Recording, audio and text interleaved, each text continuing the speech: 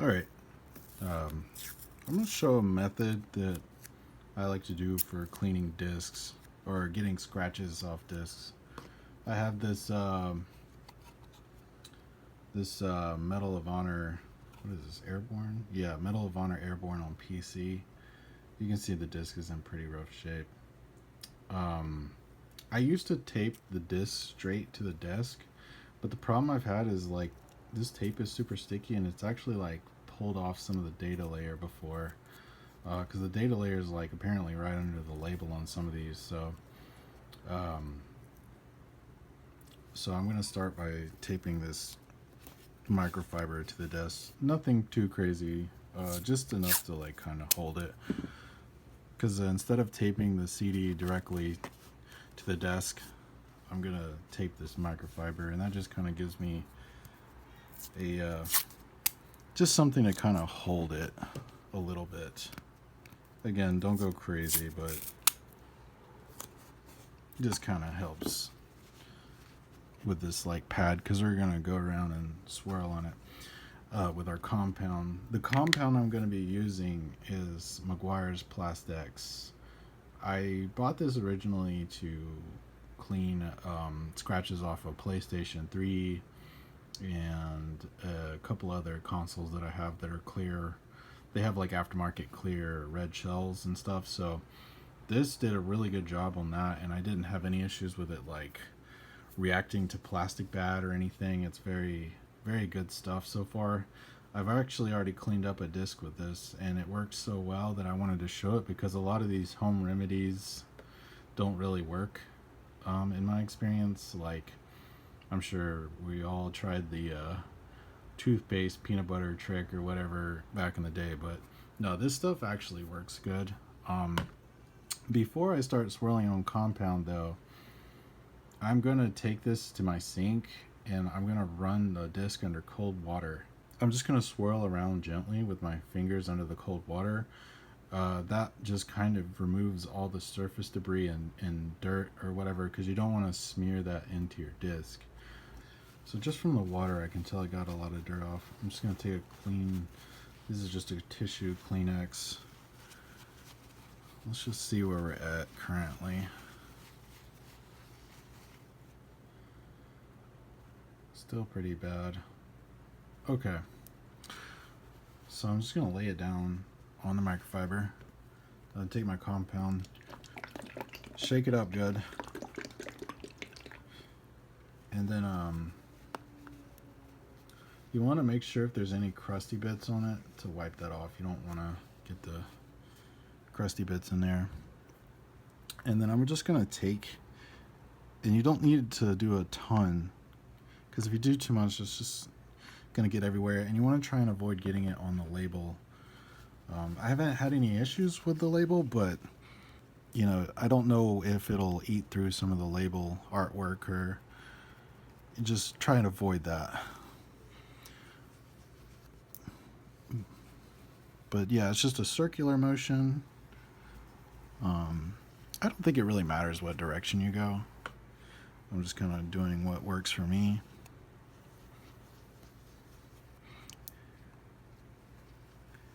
It was a lot nicer doing this with it taped to the desk, but I did have the tape actually pull off a piece of the outer label that actually had the data layer attached to it. So I kind of ruined one of my CDs, so that's why I'm doing this method now. It's a little bit more annoying trying to hold it, but this is a good alternative, just like an at-home kind of alternative to a resurfacing machine, because a good resurfacing machine will run you easily into the $5,000 and $6,000, and because the cheaper ones aren't really that good.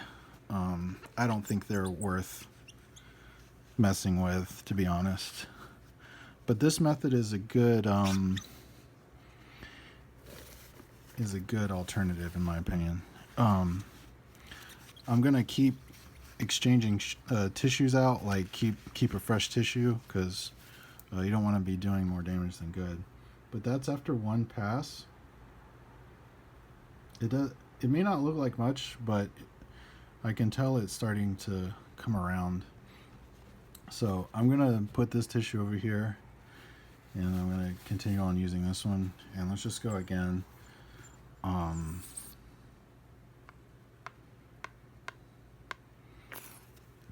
It's not like a scientific method or anything. It's just literally, just make sure you kind of dab around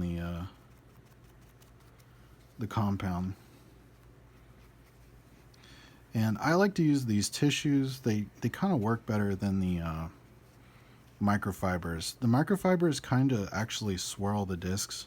They'll kind of pick up like a piece of dirt or something. They just tend to like actually swirl the discs a little easier than these tissues for some reason. I wouldn't think the tissues would work, but I actually think the tissues work better. I don't know if it's because they're like a wood-based material, being like paper-based, as opposed to like a microfiber is tiny plastic strands. I don't know, but just in my opinion, I think the tissues work better.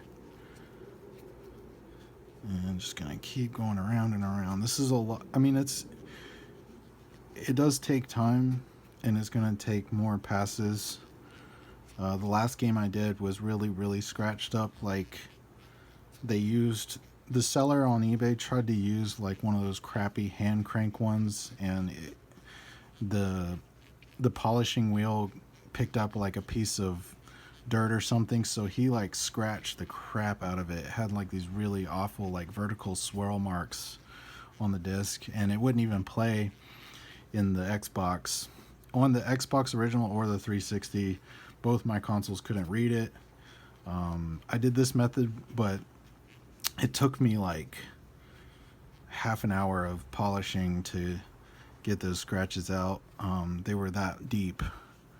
But it ended up playing, and it looks pretty good. It's not perfect, but it did dramatically improve.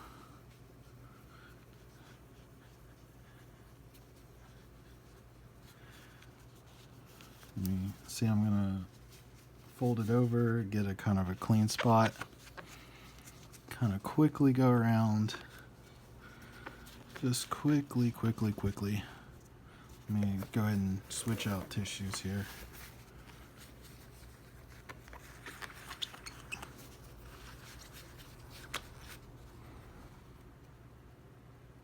Okay. If you catch it in the light, it's still showing. In person, it looks much cleaner already, but on camera, I don't know if this is going to really read. But you can definitely see in my ring light, it's still scratched up. This disc would probably work fine. But like I said, I had a couple of Xbox games that were just not reading. Like I had Quake 4 on 360, and it was so bad I couldn't even install the game. You know how you can install a game on 360 and then it won't try to use the disc as much? Like, it wouldn't even install the game. So after I did this, like I said, it wasn't perfect. I don't think, or it'd be really hard to get all the scratches out. But it did make the game like playable again. So I just wanted to share this method. And you really want to work on like a microfiber laid down. You don't want to do this on like a bare table, like a wood table or something, because you'll end up damaging your wood table, I would imagine, with this compound. But yeah, it's just a lot of like elbow grease and this kind of stuff. And you want to be mindful of the label. I don't want to get any of this compound on the label if possible. I'm gonna do one more, and then I'm gonna take it to my sink and then wash the, put too much. I'm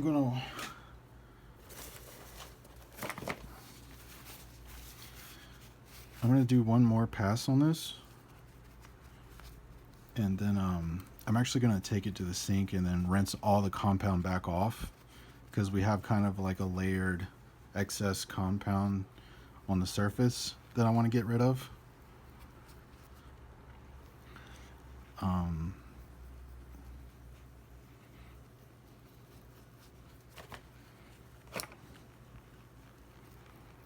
But yeah, it's just a lot of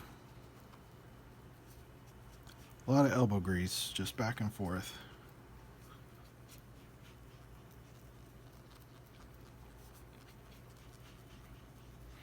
Because this is pretty much what a machine will do.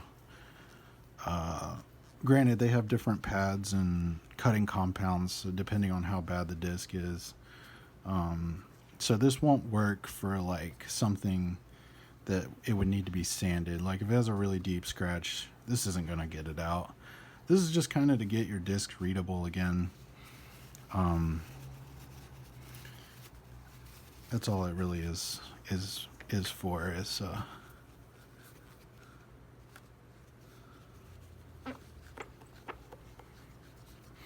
You know, if you have a computer game or DVD or something that won't read right, this will probably get it reading if the data layer is still good and the scratches aren't too deep. This is not going to work on like, it's not going to, like, don't expect miracles, I guess is what I'm saying.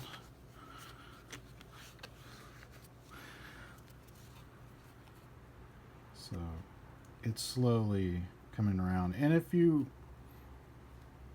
look at this without the light, it looks really good. It's only when you catch it in the light that you can really see it. So I'm going to take this to the sink. I'm going to rinse it off. Just cold water, same thing, just rubbing my fingers across it that just gets all the compound off. I'm going to make sure I get this label nice and clean because I don't know if this compound will eat this label off. So let me do that real quick and I'll be right back. Okay, so after washing it off, you can kind of see, hopefully you can kind of see, like, again, we're not trying to make miracles here. If I kept polishing this for days and days, it would probably become flawless, but that's really not what I'm going for here. The objective is just to make it, you know, readable. And it's okay if there's a little water on the disc after washing it, but this is all this is just like little passes of this.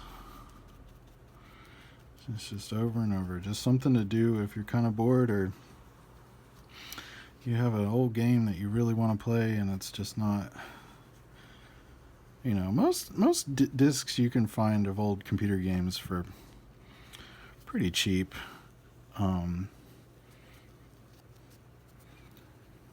I haven't had 100% success rate with this, mainly because the tape pulled off the piece of the label, and with that label came the data layer. Like I was able to see straight through it, so I knew the disc was ruined. Thankfully, the game was like a $15 game, like sealed. It was a Star Wars Dark Forces, which, if you don't know, that's kind of like an old Doom version of Star Wars. It's a cool game. Kind of hard to get to run on newer hardware, but really cool game.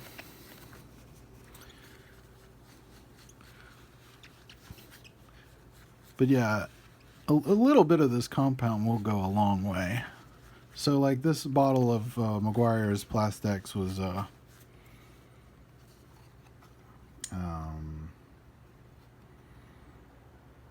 $13 for the Meguiar's, but hopefully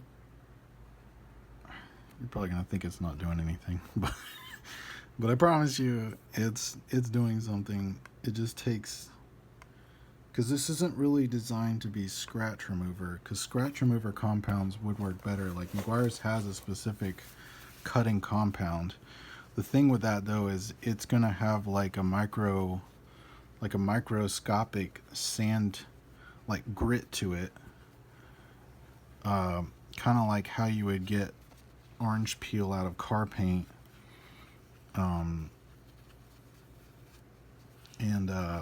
So this method is This compound, I like a slow and steady compound over like a faster, heavier cutting compound. Like, I'd rather mess with this for like 30 minutes or so as opposed to like, you know, trying to get it all in one go.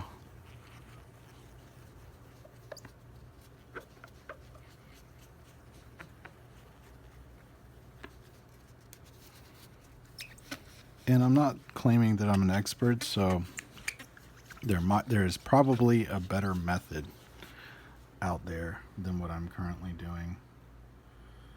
All right, just so make sure I'm not trying to polish out swirl marks, I'm gonna go rinse it again.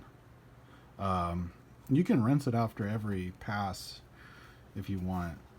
So far, it hasn't affected the label, but again, I'm washing both sides. Just something to keep in mind. Okay. I don't know how many passes this is, but again, it's probably not going to look like I'm doing much on camera, but the more that you do this, it will clean up. Because the scratches I was able to get out of one of my other games was quite an improvement. And you can experiment with different materials of, like, I'm using tissues, but I don't know, you could try a makeup remover, little pads or something. Actually, I might try that. In the name of experimentation, why don't I try that? I have this makeup removing cloth. It's just a paper-based material. I have kind of a textured side. I think I'm going to try the smooth side, like right there. It's probably going to swirl scratches, but just for experimentation, let's just see what it does. I'm going to make sure I'm just getting like a clean spot on it. Let's just see.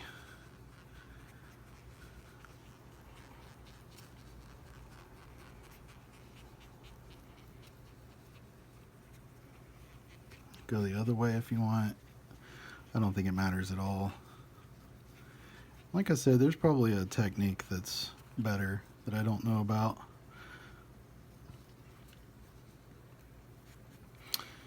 And again, like, I would only do this if, like, the disc isn't reading, you know, because I don't know the long-term effects on this with discs. It could delaminate the disc. I don't know, but it did turn a couple of useless discs that I had into, like, working. I would do this with cheaper games. I wouldn't do this to, like, really expensive titles. I would send those to, like, an actual resurfacer. I think, you know, if it's like a game that's like $30+, I would probably just spend the $4, send out a big pack of, you know, all your scratch discs and just have them do all at once in like a bundle. That's probably what I would do. But let's see what this makeup pad's doing. Maybe this pad is better, I don't know. I'm able to put more force with this pad. I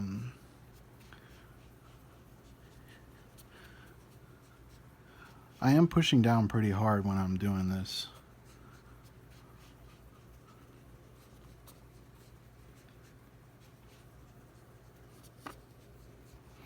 Okay. For polishing, I don't know what this side's gonna do. I don't know what to do. I'm gonna try this. This is probably gonna scratch it.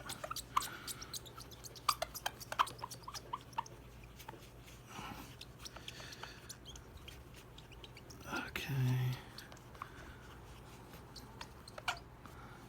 Wonder what the... Oh, it's kind of swirly. Let me wash this compound off and let's see where we're at. There's like a big mark up here. It's kind of hard to see. You can kind of see it in the middle of that ring light. That it's not really a scratch. It's like a mark of some sort. But you can kind of hopefully you can start to see some results with this. Again, it's just a lot of like back and forth between the sink, the compound. I did kind of like what that makeup pad remover did. Let me get another one of those. I'm gonna keep trying that. All right, so I got another makeup pad remover. Just gonna fold that over. I want to avoid getting these edges on the disc, just kind of like a pad like that.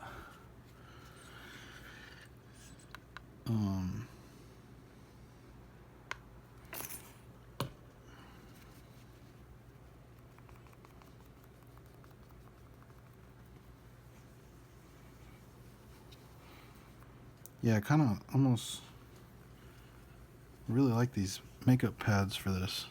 It's something I just tried on camera. I think what I'm trying to get at is not that my method is perfect, but I think this compound is really good so far. Because I do think over time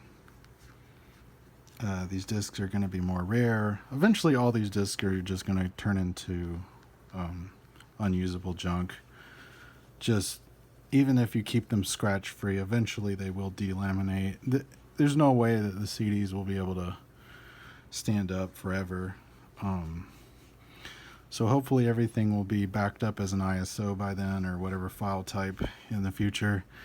But in the meantime, you might have an old DVD or something, and this is kind of a cool at-home trick. And this compound works on a lot of different plastics, so it's kind of like you could use this for a lot of stuff. And I'm not sponsored or anything by these guys. This is just literally what I've found works for me, and I just wanted to share this as like a possible solution for, like, you know, maybe you have a game or something that is really scratched up, that kind of half plays or half works, or maybe it does work and you're just trying to get the scratches out or whatever. But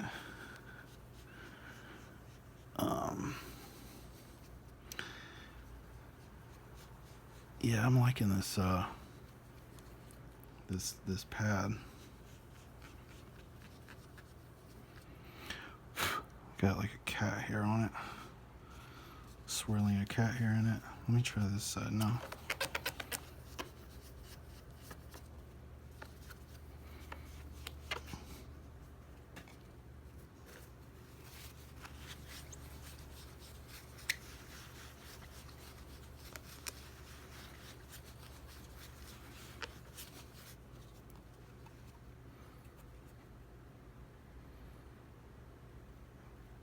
So from where we started, hopefully, I mean, if I don't put it in the direct light, it looks really clean. It's only when I get it like in a bright light that I can start to see where it's scratched up at. But for sure this will work like it is. Again, I'm not trying to go for like a perfect disc. I don't think without a, you know, a polishing machine, I don't think it'll be perfect. Or it would take days polishing this to get it perfect. But I do think it can make it readable with pretty minimal work. Like I said, you could probably do a cutting compound and then this, and that would probably be better. But this is just what I have, and I'm not really wanting to sink more into it, and it's kind of working for me. So I'm going to wash it off again, maybe do a couple more passes and tie up the video. Oh, I forgot to mention that I'm not really drying these with like a towel or anything. You don't want to use something that's going to put more scratches in it. I'm literally just like holding the CD with my palm and then shaking, like actually shaking the water off. But yeah, you don't want to worry about drying it too much. It shouldn't damage anything just being wet with water. But again, I don't really know. I'm not claiming to be an expert here. But yeah, this is a significant improvement. It's not perfect, and it will never be perfect with just this compound, but it is a surprising improvement. So let's do one more pass, and then we'll call it. and then I'll put it on my computer and see if it'll read.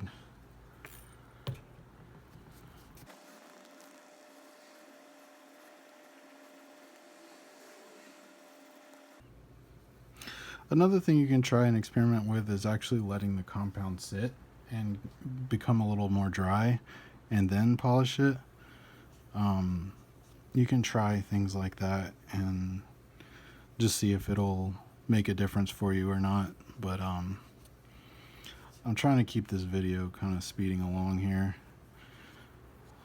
and I'm probably gonna fast forward a lot of this footage because it's kind of boring. It's the same thing over and over and over.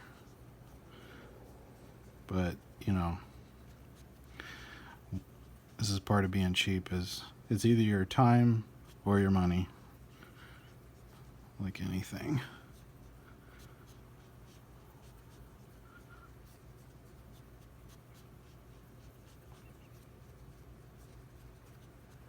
God, I keep getting hairs on it.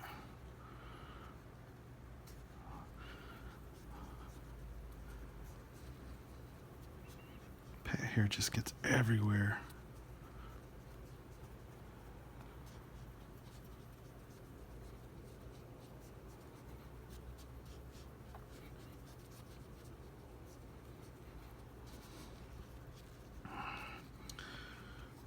Alright, instead of wiping the compound off, I'm just going to go take it straight to the sink and wash it off, and then we'll see where we're at. Okay, so this is where we are. Maybe this doesn't look like much on camera. In person, this looks like a big difference. But I think just to, like, for the purpose of it, to get a disc working again, this will do it most of the time. Like I said, you can get it in the light, and the ring light will show everything. If I turn this light off, or like without the, trying to get it, like if you look at it without a light, it looks flawless. It's only when you get it like in the glare of the light that you can see. But yeah, this is just Meguiar's PlastX. You can find this at like any auto parts store. Likely carries it. You might want to wear gloves while using it, but this is my method. So let me get my computer up here, and let me put this in and see if it'll read. All right, so here's my my kind of eBay computer find. This is a 2010 Mac Mini. It's the last one with a disk drive, and it's because it's 2010. It has a lot of drivers that were available for Windows XP. It also has HDMI out. So with the NVIDIA drivers, it actually makes a really sick Windows XP computer because with the NVIDIA driver, I can audio out the HDMI. So it's kind of my Windows XP retro gaming machine. And I went with a Mac Mini because I really like Mac hardware. I think Mac makes excellent hardware. I know a lot of people hate Mac because they do some stingy stuff at times, but they do have they do have some really good models out there. And the latest Mac Mini M4 is an excellent performance per dollar ratio computer. I use one daily. So anyway, this is my Windows XP machine. Let me turn my TV on. Alright, it's going to be some horrible camera angles on the TV, but here's the disc. Let's see what happens. There should be a disc in here. Okay. So the cool thing about this Mac Mini though, while this is installing, is this has a 320M by NVIDIA in it, which is a pretty decent graphics card. It pretty much will run any game up to like 2006-ish. It has upgradable RAM, but I did have 8 gigs in it, but because Windows XP can only read up to 3, I put 2 gigabytes back in it. Just, I don't know. I'm just kind of experimenting right now, but it has the Intel Core 2 Duo. You can get these computers really cheap on eBay, and they make really awesome Windows XP machines, but you just kind of have to. I didn't want to go. I didn't want it to go through boot camp. I wanted it to be natively installed because I don't really care about Snow Leopard, Mac OS anymore, or any. It's not usable with Mac OS. It's only usable with Linux or some sort of older version of Windows. XP is like the sweet spot in my opinion for this machine. It runs like the really classic games like I've been wanting to do, like I don't know what it's doing right now. It'll run the classics. Like I've been wanting to play not Medal of Honor, Red Alert 2, and yeah, I have all my games right here. So Red Alert 2, Age of Empires 2, the first Diablo. Future Cop LAPD is a big one I've been wanting to play. Some of the older Need for Speeds. I gotta put DOSBox on here. Recoil, I've been wanting to play this, but I'm having an issue with it running at 60 frames instead of 30. There's Red Alert and Yuri's Revenge. Robot Arena 2 is a really sick game. That's a really good game. Homeworld 1999. I bought the remaster, but the original Homeworld is something I've been wanting to go back and play. The first Sims, Road Rash. Dude, Trackmania Nations is really good. I don't know if people know about that game, but I've got Star Siege Tribes with a bot mod on here, so I can kind of play some of that. This is not connected to the internet. I wouldn't dare connect a Windows XP machine to the internet. Unreal Tournament 2004, Worms Armageddon, just a lot of really cool stuff on here. And I still have a ton of hard drive space. The cool thing about Windows XP is it doesn't use a lot of hard drive space, and it doesn't need a lot of RAM. So even like an old computer like this 2010 Mac Mini or even older is still a really usable computer. And I'm also working on this. This is like a thin client HP. It's out of its shell right now, but this is a T5700 thin client HP. I was able to get Windows 98 on, and it's got an ATI Rage XL in it, so that was really nice for like Need for Speed and some of the really old games I've been trying to play. I don't know what's going on with this though. Yeah, so it's an issue with the PhysX. I've been reading online, and it's like an issue across like people. These are old forums, so people are talking about Windows Vista, 64-bit and 32-bit. They're having issues with the Aegea PhysX because even though I have a much later version of PhysX, it's not working. So I'm trying to delete the file to reinstall it to this old version just to get it to install. It's so stupid. It's just one of those bugs that dealing with PC gaming. Okay, so from what I'm reading, the Aegea PhysX was acquired by NVIDIA. That might be really obvious to some. It wasn't. I didn't know. So what I'm gonna try and do is if I go to my control panel, let me see here, system. I'm gonna try and disable the video driver and then see if that'll install just for shits and giggles without having to completely uninstall it. I do have the driver I can reinstall. It's not that big of a deal, but hardware device manager, there we go. Yeah, if I go to display adapters, if I can disable, yes, disable it. You must change it to fake take effect. Okay, fine. Because I'm curious if I disable the driver, if it'll let me install it. Oh, I also put an SSD in this Mac Mini 2010, and it's running really good. It does take a minute to boot, but I'm not worried about boot times. But it has not created any issues between like all the layers of XP, the Mac Mini, and it's a lot of like layered tomfoolery going on, and it hasn't screwed anything up yet. Alright, hopefully Windows will keep that disabled. If it pops up down here, I think it is disabled because it's all funky looking. So let me go back to here.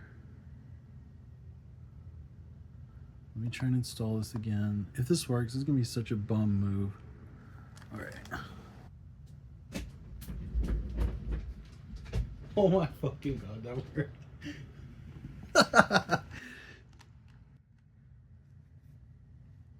Or did I celebrate too soon?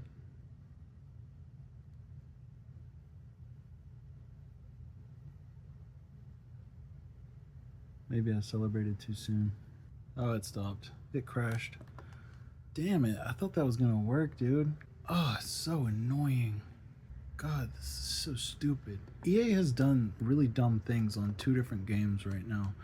I had an issue with Need for Speed, installing Need for Speed Most Wanted, and it was some stupid issue where it was checking for a very specific version of DirectX, and I had to copy the entire CD to a folder on a desktop to be able to change the configuration file to be. It was so stupid.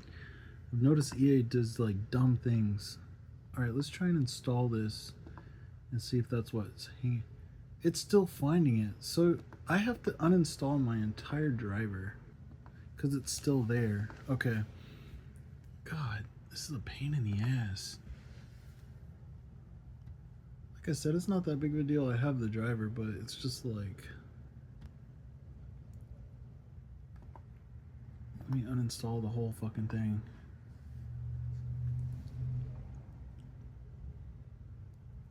Just such a stupid thing. I should be able to install it now. All this for like a mid-tier game. Oh wait, actually, let me try and install this. Where is it installed? Because I thought it was embedded in the NVIDIA driver. I was just trying to make a simple video showing a polishing disc technique, and it turns into a whole fiasco. It would be under add remove programs. All right, let me see what NVIDIA. Look at all this shit installed. It's the PhysX system. It's right here. I didn't need to remove everything. Let me remove this bullshit. Yeah, this is what it is. Okay. Because I do want to reinstall all this because it was working nice with every other game. Okay. Now can I fucking install this to satisfy your little punk ass? There we go. My goodness. Now that I have this very specific version, will it let me install NVIDIA 320M? That's weird. It's like finding the... Oh, it must be finding the driver on my computer. Okay. So, let me go back. Let me autoplay this. Let's see if that fixed it. Where is it? Oh, it's right here. Oh, let me type this code in for the last fucking time.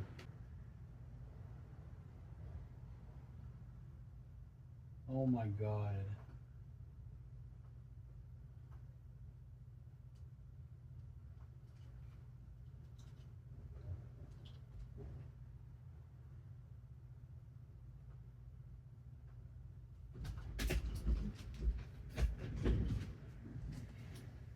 Look at the bullshit with that. That's such a fucking pain in the ass. That's such a pain in the ass. All that make me think I did my disk resurfacing wrong. So far so good. It's still going. It's taken a while, but it's just how it goes with these older disk-based games. Okay, we have a finished install. Let's see if it runs. Let's see if it's easier to get running. But now I'm realizing that I don't have my graphics card driver, so hang on. After all that, let's see if we can play this game. God, everything is so slow about this process. The install, that weird PhysX hoop. Oh, vertical monitor sync. Ooh, let's do 720p. Let's get greedy. Turn the model detail. Let's do medium textures. We'll do medium details. All right, let's try that.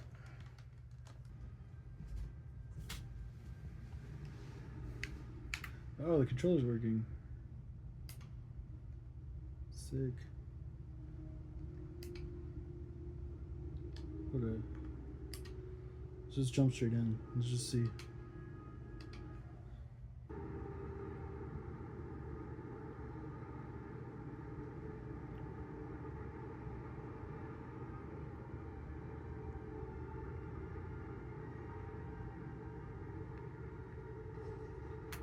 I don't understand the landing thing. It doesn't. It seems like it has a mind of its own.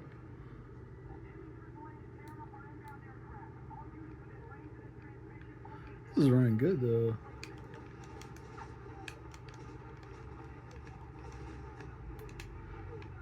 How do I switch the? Where is? God, I don't know the controls. There we go.